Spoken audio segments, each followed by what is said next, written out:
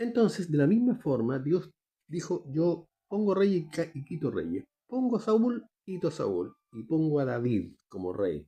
Y esto es lo que estamos estudiando en la historia. ¿Cómo lo hizo Dios? No lo hizo de un día para otro. Dios no opera así. Desde el día que ungió a David, que ya lo vimos, que fue ungido, porque Dios miró el corazón de David. ¿Cómo era el corazón de él? Era un corazón amante de Dios. Imperfecto, con todos los defectos que tenemos nosotros, pero y no tenía fuerza propia, no era un hombre grande, no era un hombre guerrero, eh, pero era un hombre de Dios. Y lo sacó de dónde, de allá de cuidar ovejas, de allá lo sacó y lo acercó al gobierno principal, y ahora él le estaba tocando música porque le calmaba los espíritus malos al rey Saúl. Chicos, eso existe, eso es real. Bíblicamente está demostrado. Es lo que yo trato de darle sentido y certificación a lo que es bíblico. Y aquí viene el gran hecho que levanta a David como eh, un principal, mira, es el rey más recordado de toda la historia de la humanidad. Porque todo lo que él hizo fue sobrenatural en términos de gobierno. Él era un hombre que tenía una característica muy especial, sometido a Dios. Y Dios lo protegía, y Dios lo levantaba. ¿Y pasó pellejería? Sí. ¿Y cometió pecado? Sí. ¿Y que se cayó feo? También.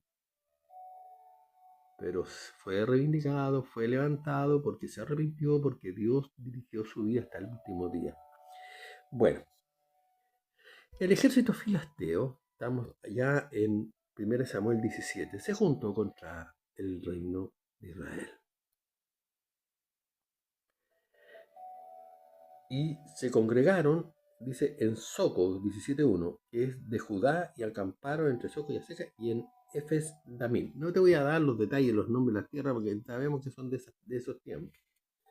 También Saúl y los hombres de Israel se juntaron y acamparon en el valle de Ela, y se pusieron en orden de batalla contra los filisteos. Y los filisteos estaban sobre un monte en un lado, Israel estaba sobre otro monte al otro lado, y el valle entre ellos. Tengo que resaltarte algunas cosas para que tú puedas entender la magnitud de la situación que estamos relatando. Versículo 4, salió entonces del campamento de los filisteos un paladín, el cual se llamaba Goliat, de Gat, y tenía la altura de 6 codos y un palmo, 2,925 metros, 3 metros. Y traía un casco de bronce a su cabeza y llevaba una cota de malla, y era el peso de la cota 5.000 ciclos de bronce. Yo lo tengo traducido ya, 57 kilos. Una mallita aquí, para protegerse. 57 kilos. ¿Cómo te dirías tú con una mallita de 57 kilos? Sobre sus piernas traía guevas de bronce y jabalinas de bronce entre sus hombros. O sea, además iba con piezas metálicas protegiendo su cuerpo. El asta de su lanza era como un rodillo de telar, y tenía el hierro de su lanza 600 ciclos de hierro, e iba un escudero delante de él. ¿Cuánto pesaba la puntita de la lanza? La puntita que desentierra, 6,84 kilos. 7 kilos.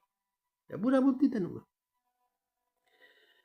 Y se paró y dio voz a los escuadrones de Israel, diciéndoles: ¿para qué os habéis puesto en orden de batalla?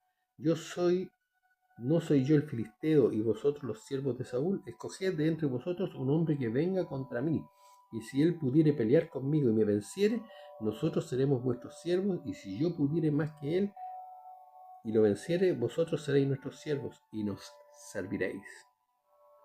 Y añadió el filisteo: hoy yo he desafiado el campamento de Israel, dame un hombre que pelee conmigo. Oyendo Saúl, Israel y todo Israel estas palabras del filisteo, se turbaron y tuvieron gran miedo. Claro, hicieron un monstruo.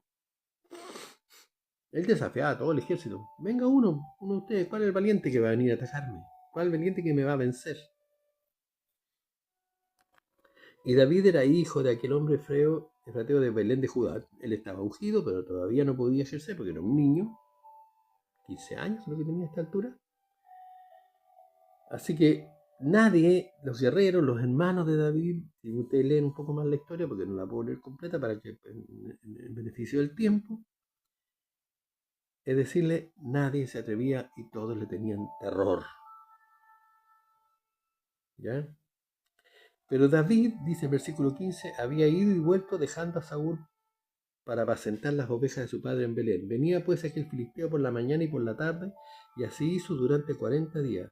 Y dijo Isaí a David su hijo: toma ahora para tus hermanos un efa de este pan tostado y estos 10 panes, llévalo pronto al campamento a tus hermanos, y estos 10 quesos de leche lo llevará a los jefes de los 1000. En fin, lo manda de nuevo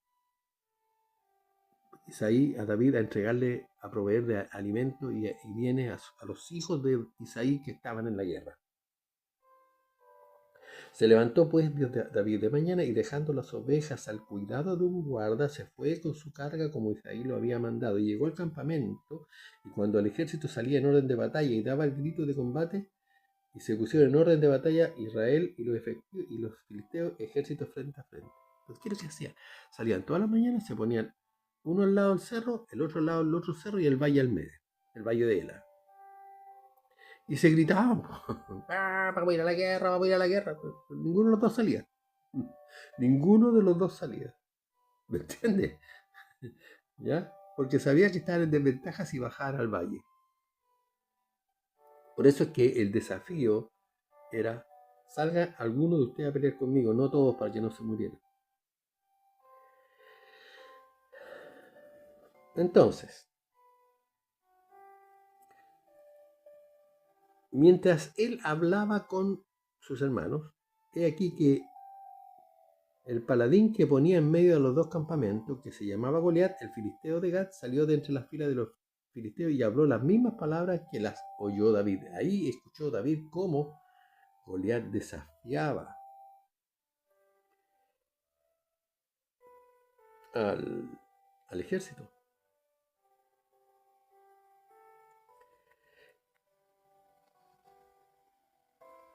Dice, David preguntó entonces cuando escuchó esto, dijo a los que estaban junto a él, a los hermanos y al otro soldado. Entonces David dice: ¿qué harán al hombre que venciera a este filisteo y quitare el oprobio de Israel? Porque ¿quién es este filisteo incircunciso para que provoque a los escuadrones del Dios viviente? O sea, yo vengo aquí, escucho, soy un niño, pero ¿qué van a regalarle? ¿Cuál es el ofrecimiento para el que venciere a Goliat? Había un ofrecimiento de parte del rey. ¿Ya? ¿Y cómo se atreve este gallo a desafiar al ejército de Israel? Bueno, ahí fue muy atacado David. Y David se propone él salir en el nombre de Israel. Él, que no era ni soldado, no era nada. Era la nada misma para Saúl y para todo el ejército de Israel. Y dijo David a Saúl, versículo 32, no desmaye el corazón de ninguno a causa de él. Tu siervo irá y peleará contra este filisteo. Dijo Saúl a David: no podrás tú ir contra este filisteo para pelear con él, porque tú eres un muchacho y él un hombre de guerra desde su juventud. David respondió a Saúl: tu siervo era pastor de ovejas de su padre, y cuando venía un león o un oso, tomaba un cordero de la manada, salía yo tras él y lo hería y lo libraba de la boca que se levantaba contra mí, y lo echaba a mano de la quijada y lo hería y lo mataba. Fuese león, fuese oso, tu siervo lo mataba, y este filisteo incircunciso será como uno de ellos, porque ha provocado al ejército del Dios viviente. Lo que está pasando aquí: David fue preparado en su labor pastoral para defender sus ovejas, y esta visión de Dios que él tenía en su corazón grabada, que fue su experiencia de poder salvarla de las fieras salvajes a sus ovejas, y él las salvaba.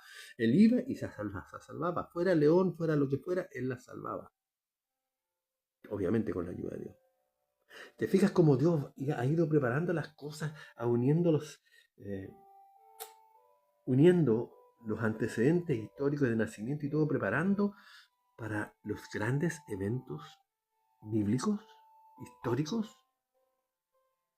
Chicos, todo esto que estoy tratando de demostrarle, yo sé que ha estado un poquito fome ahora, pero estoy tratando de demostrarle algo que viene muy grande ahora, ¿ya? Y lo vamos a terminar de ver en el siguiente capítulo. Ojalá que lo vean.